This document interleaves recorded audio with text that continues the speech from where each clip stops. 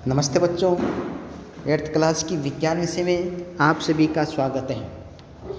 पिछले वीडियो में हमने लेसन नंबर 3 की बात करी थी, जिसमें से हम संश्लेषित रेशों के बारे में चर्चा करी थी। आज हम जो बात करेंगे वह है, अपना टॉपिक क्या है, प्लास्टिक। तो हम अपने प्रतिदिन अपने दैनिक जीवन में बहुत सारी प्लास्टिक का उपयोग करते हैं और बहुत सारी जो वस्तुएं होती हैं वो अधिकतर जो है प्लास्टिक है। अब प्लास्टिक का ही उपयोग क्यों करते हैं, इन सभी के बारे में आज चर्चा करने वाले हैं। आप घर पर प्रतिदिन काम में आने वाली बहुत सी प्लास्टिक की वस्तुओं से परिचित होंगे। इस प्रकार की वस्तुओं और उनके उपयोग की एक सूची बनाइए। जिस प्लास्टिक का आप उपयोग करते हैं उसकी एक सूची बनानी है कि कौन कौन सी जो प्लास्टिक तो हैं, लेकिन किस किस रूप में आप उसको देखते हैं। जिसे आप देखते हैं कि अपने जो ब्रश होते हैं मंजन करने के, वो टब हैं, बाल्टी हैं, मग हैं, ये सब क्या हैं, प्लास्टिक के तो हैं। तो इसकी एक सूची आपको बनानी है। संश्लेषित रेशे की तरह प्लास्टिक भी एक बहुलक है। सभी प्लास्टिकों में इकाइयों की अवस्था एक ही प्रकार की नहीं होती। कुछ में ये रेखीय होते हैं तो अन्य में ये त्रिकबद्ध यानी क्रॉसबद्ध होती हैं। जिसे आप इसमें चित्र में यहाँ पर देख रहे हैं कि प्लास्टिक किस प्रकार से आपको दिखाई दे रही है। यहाँ पर प्लास्टिक के कुछ मैं आपको उदाहरण भी इसमें बता रहा हूँ। जैसे ये प्लास्टिक हैं, इसके यहाँ पर कुछ भाग इसमें बता रखे हैं, इसमें आप देख रहे हैं अच्छी तरह से। तो प्लास्टिक की वस्तुएं सभी संभव आकारों और साइजों में उपलब्ध हैं। तो सभी प्रकार की साइज में आप देख सकते हैं। चित्र जैसा कि यहाँ पर चित्र आप 3.7 में देख रहे हैं। क्या आपको आश्चर्य नहीं होता कि ये कैसे संभव है? तथ्य ये है कि प्लास्टिक आसानी से सांचे में डाला जा सकता है, अर्थात इसे कोई भी आकार दिया जा सकता है। प्लास्टिक का पुनर्चक्रण हो सकता है, इसे पुनः प्रयुक्त किया जा सकता है, इसे रंगा और पिघलाया जा सकता है, इसे बेलकर चादरों में बदला जा सकता है अथवा इसकी तारें बनाई जा सकती हैं। इसलिए इनके इतने विभिन्न प्रकारों के उपयोग के बारे में हम यहाँ पर बात करते हैं। तो चित्र यहाँ पर आप देख रहे हैं प्लास्टिक के बारे में। तो टेबल हैं और ये बाल्टी हैं, प्लास्टिक के जो हैं गिलास वगैरह, ये गाड़ियाँ वगैरह, खिलौने वगैरह आती हैं, तो ये सब क्या हैं, प्लास्टिक की हैं।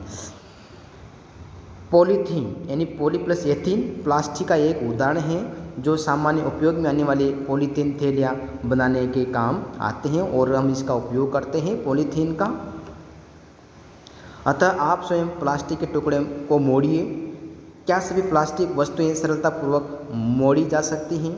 आप देखेंगे कुछ प्लास्टिक की वस्तुएं सरलतापूर्वक मोड़ी जा सकती हैं, जबकि कुछ मोड़ने हेतु बल लगाने पर टूट जाती हैं। जब हम एक प्लास्टिक की बोतल में गर्म पानी डालते हैं तो वो विकृत हो जाती हैं। ऐसा क्यों होता है? यानी इस प्रकार से जो है प्लास्टिक की चर्चा करी है। तो कुछ तो आसानी से मुड़ जाते हैं, कुछ नहीं मुड़ती हैं। ऐसा क्यों होता है?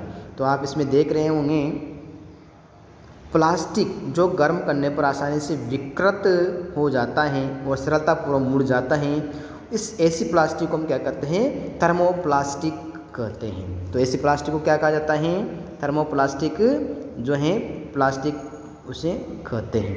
तो यहाँ पर अब जैसे मैंने अभी चर्चा करी है आपसे, थर्मोप्लास्टिक जो हैं वो किस प्रकार से होती हैं, तो ऐसी प्लास्टिक को हम क्या कहेंगे, थर्मोप्लास्टिक कहते हैं। पॉलीथीन और पीवीसी थर्मोप्लास्टिक के कुछ उदाहरण हैं। इसका उपयोग खिलौने, खंगिया और विभिन्न प्रकार के पात्रों के बड़े पैमाने पर निर्माण हेतु किया जाता है।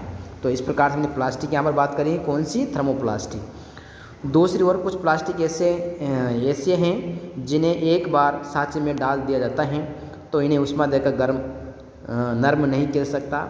ऐसी प्लास्टिक को थर्मोसेटिंग प्लास्टिक कहते हैं। यानी उष्मा देकर इसको गर्म करके इसको एक प्रकार से नर्म नहीं कर सकते। ऐसी प्लास्टिक क्या कहलाती हैं, थर्मोसेटिंग प्लास्टिक कहलाती हैं। इसके उदाहरण यहाँ पर रखें, बेकेलाइट और मेलामाइन। बेकेलाइट ऊष्मा और विद्युत का कुचालक हैं। ये बिजली के स्विच, विभिन्न बर्तनों के हत्थे आदि बनाने के काम आता है। कौन सी प्लास्टिक है? यहाँ पर थर्मोसेटिंग प्लास्टिक के 2 उदाहरण दे रखे हैं, बेकेलाइट और मेलामाइन। तो बेकेलाइट जो यहाँ पर इसके बारे में बात करी थी। मेलामाइन एक बहुउपयोगी पदार्थ है। ये आग का प्रतिरोधक है तथा अन्य प्लास्टिक की अपेक्षा ऊष्मा को सहने की अधिक क्षमता रखता है। ये पर्स की टाइलें, रसोई के बर्तन और कपड़े बनाने के उपयोग में लिया जाता है, जो आग का क्या करता है, ये प्रतिरोध करते हैं। जैसे यहाँ पर चित्र में 3.8 में दर्शाए गए हैं, थर्मोप्लास्टिक और थर्मोसेटिंग प्लास्टिक के विभिन्न उपयोग को प्रदर्शित किया गया है। तो ये हम यहाँ पर देख रहे हैं थर्मोसेटिंग जो प्लास्टिक हैं इसके उदाहरण दे रखे हैं। इसके कुछ यहाँ पर जो हैं बर्तन, इसके वायर वगैरह इसके काम में आते हैं। आगे हम इसकी चर्चा करते हैं। प्लास्टिक की जो है विवेचना इसके हम यहाँ पर करेंगे कि इस प्रकार से जो प्लास्टिक है इसको कैसे हम इसका उपयोग करते हैं। तो आगे हम चर्चा करते हैं विकल्प पदार्थ प्लास्टिक, यानी विकल्प पदार्थ प्लास्टिक है, इसके बारे में चर्चा करते हैं। आज यदि हम कोई खाद्य सामग्री, जल, दूध, अचार, सूखे मेवे आदि के संचयन करने की सोचे तो प्लास्टिक पात्र सबसे सुविधाजनक लगते हैं। ऐसा क्यों लगता है? इसका कारण उनका हल्का भार, कम कीमत, अच्छा सामर्थ्य और उपयोग में आसानी रहती है। कि प्लास्टिक हम उपयोग करते हैं, हल्की होती हैं और इसका जो है कीमत भी कम होती है, अच्छा सामर्थ्य होता है और उपयोग में भी आसानी रहती है। धातुओं की अपेक्षा हल्के होने के कारण प्लास्टिक का उपयोग कारों, वायुयानों और अंतरिक्ष यानों में भी होता है। उपयोग की ये सूची असीमित है। यदि हम चप्पल, फर्नीचर और सजावट की वस्तुएं आदि से गिनना प्रारंभ करें तो हम सभी प्रकार की यहाँ पर जो है सब में एक प्रकार से प्लास्टिक को पाते हैं। आइए अब प्लास्टिक के अभिलाक्षणिक गुणों की विवेचना करते हैं। यानी अभिलाक्षणिक का मतलब क्या है कि प्लास्टिक ऐसे कौन कौन से गुण होते हैं जो हमारे को उसको उपयोग करने के लिए अच्छी मानी जाती हैं। तो इसकी विवेचना हम यहाँ पर करते हैं बिंदु के माध्यम से। तो फर्स्ट बिंदु है प्लास्टिक अनअभिक्रियाशील है। तो यानी प्लास्टिक आप एक प्रकार से कैसी हैं? अनअभिक्रियाशील है। तो आप कह सकते हैं कि प्लास्टिक धातुओं के समान ये अभिक्रिया नहीं करती हैं और ये जो हैं क्रिया भी नहीं करेगी तो किसी प्रकार से खराब भी नहीं होती हैं। आप जानते हैं कि लोहे जैसे धातुओं को जब नमी और वायु में खुला छोड़ दिया जाता है तो उनमें जंग लग जाता है, परंतु प्लास्टिक जल और वायु से अभिक्रिया नहीं करते, उनका संरक्षण आसानी से नहीं होता है। इसलिए उनका उपयोग बहुत से रसायनों सहित विभिन्न प्रकार के पदार्थों के संचयन हेतु किया जाता है। तो इस प्रकार से यहाँ पर हमने बात करी इसके फर्स्ट पॉइंट की। आगे हम बात करते हैं प्लास्टिक हल्का, प्रबल और चिरस्थायी होता है। देखो इसके नाम से स्पष्ट हो रहा है, प्लास्टिक हल्की होती हैं, प्रबल होते हैं और चिरस्थायी लंबे समय तक ये बनी रहती है। इसलिए इसको क्या बोला है? चिरस्थायी बताया गया है। किसको? प्लास्टिक को। अब इसकी हम बात करते हैं यहाँ पर पूर्व काल में उपयोग आने वाली बाल्टियों के बारे में अपने माता पिता और दादा दादी से बात करिए। किस पदार्थ की बनी बाल्टियाँ और मग आज आप उपयोग में ले रहे हैं? प्लास्टिक पात्रों को उपयोग में लाने के क्या लाभ हैं? क्योंकि प्लास्टिक बहुत हल्का, प्रबल, चिरस्थायी और विभिन्न आकार और साइजों में ढाला जा सकता है, अतः ये विभिन्न उद्देश्य हेतु उपयोग में लाया जाता है। प्लास्टिक सामान्यतः वस्तुओं की अपेक्षा जो है यहाँ पर धातुओं की अपेक्षा क्या होते हैं? सस्ते होते हैं। ये उद्योगों और घरेलू कार्यों में व्यापक रूप से उपयोग में लिए जाते हैं। विभिन्न प्रकार के प्लास्टिक पात्रों की सूची बनाइए जिन्हें आप दैनिक जीवन में उपयोग में लाते हैं। तो आप एक प्रकार प्लास्टिक एक यहाँ पर जो है क्या बना सकते हैं? सारणी बना सकते हैं जिसका आप उपयोग करते हैं अपने दैनिक जीवन में प्रतिदिन कि किस किस वस्तु का हम उपयोग करते हैं। सवेरे जब हम उठते हैं सोकर तो हम देखते हैं कि सभी प्रकार की वस्तुएं जो हैं यहाँ पर हम उपयोग में लेते हैं वो सब प्लास्टिक ही है। जैसे आप सवेरे उठते हैं, ब्रश करते हैं तो प्लास्टिक का बना हुआ है। इस प्रकार से आप जब स्नान करते हैं तो मग, बाल्टी, टब ये भी एक प्रकार से क्या है? प्लास्टिक के बने होते हैं। आप अगर पैकिंग के लिए भोजन को एक प्रकार से कहीं अगर आप जॉब करते हैं, स्कूल जाते हैं तो टिफ़िन जो हैं वो भी एक प्रकार से प्लास्टिक से निर्मित होते हैं। तो हम कह सकते हैं कि अपना जो जीवन है वो प्लास्टिक के बिना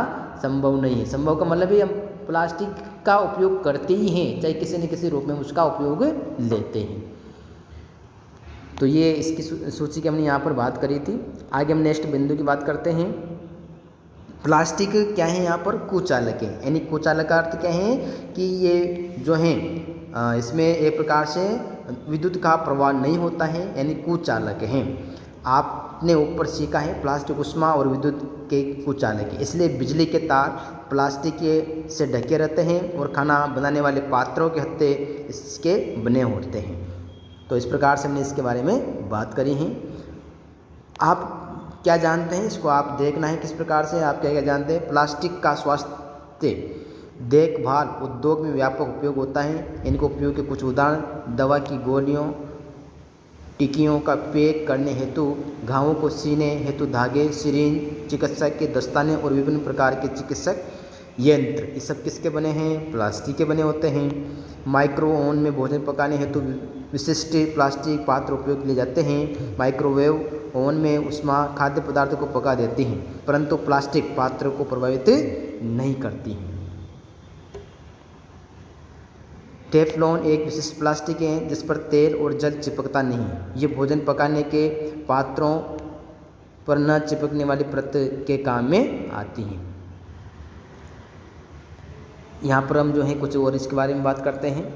जिसे प्लास्टिक और पर्यावरण के बारे में हमने बात करी। यहाँ पर प्लास्टिक अग्निशय प्लास्टिक है, यद्यपि संश्लेष तरह से आसानी से आग पकड़ लेते हैं, परंतु ये जानना रोचक होगा कि आग बुझाने वाले कर्मचारी के परिधानों पर मेलामाइन प्लास्टिक की परत चढ़ी होती है जो उसे अग्निरोधक बनाती हैं, यानी वो उसमें उन कपड़ों पर आग नहीं लगती हैं। तो ये तो हमने इसके बारे में चर्चा करी थी, इसके गुणधर्मों के बारे में।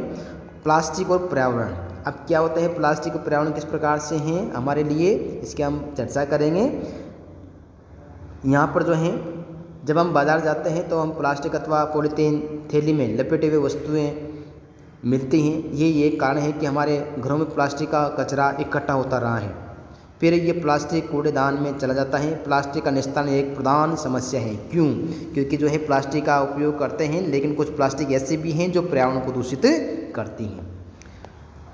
पदार्थ जो प्राकृतिक प्रक्रिया जैसे जीवाणु की क्रिया द्वारा अपघटित हो जाते हैं, जैव निम्नीकरण कहलाते हैं, यानी जीवों के द्वारा उसका अपघटन हो जाता है, यानी नष्ट हो जाते हैं। ऐसी प्लास्टिक जो हैं ऐसे जैव निम्नीकरण कहलाती हैं। पदार्थ जो प्राकृतिक प्रक्रियाओं द्वारा सरलता से विघटित नहीं होता है, जैसे जैव अनिम्नीकरण कहलाते हैं। तो यहाँ पर जो है हम इसके जैव निम्नीकरण और जैव अनिम्नीकरण के बारे में चर्चा करी है।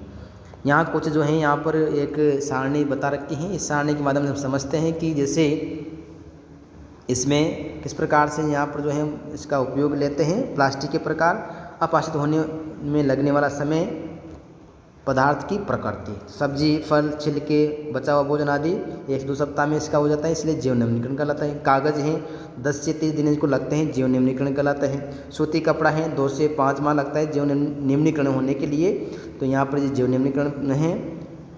लकड़ी है ये 10 से 15 वर्ष जो है इसका समय लगता है। और हम आगे बात करेंगे यहाँ पर जो है इसकी टेबल के माध्यम से। ऊनी वस्त्र को लगभग 1 वर्ष लगता है जैव निम्नीकरण है। टीन, एल्यूमिनियम और धातु के डिब्बे को यहाँ पर अपघटित होने के लिए 100 से लेकर 500 वर्ष का समय लगता है, लेकिन जैव अनिम्नीकरण है ये।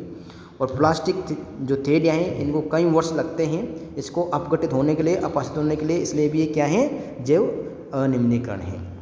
तो आज हमने जो है यहाँ पर चर्चा करी है इसके बारे में कि कौन से पदार्थ जैव निम्नीकरण हैं और कौन से पदार्थ जैव अनिम्नीकरण हैं और प्लास्टिक क्या है, इसके बारे में चर्चा करी थी। अगले वीडियो में हम इसके आगे कुछ बिंदु के बारे में चर्चा करेंगे। धन्यवाद सभी को।